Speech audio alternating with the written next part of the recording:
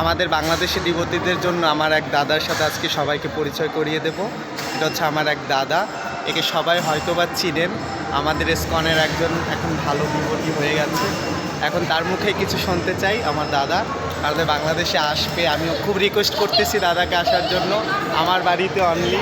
এখন দেখি দাদা কী বলে। হরে কৃষ্ণ, সবাই আশা করি ভালো আছেন প্রভুর কৃপায়। আর অবশ্যই সম্ভব হলে বৃন্দাবন আসবেন। আর আমার খুব ইচ্ছে বাংলাদেশ আসার, বাংলাদেশ চিরকাল আমার খুব ইচ্ছে বাংলাদেশ আসার। আর বাংলাদেশ থেকে আমি একজন ভাইকে পেয়েছি, এটা প্রভুর কৃপা। আর আজকে দেখাও হয়ে গেল প্রভুরই কৃপাতে।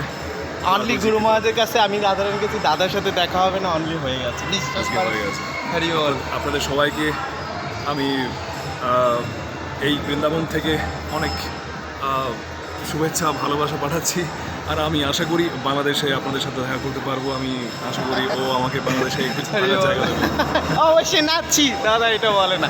আমার একটা ভালো একটা দাদা, আমি খুব মন থেকে আমার দাদা ভাবে মানি। আর দাদা খুবই অনেক ভালো, আমাকে খুব ভালোবাসেন।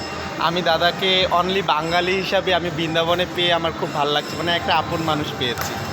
আমি মারবাড়ি, কিন্তু আমি তারপরও বুঝি না আমার বাংলার কত এতটা টান কেন। হরি বল, হরে কৃষ্ণ।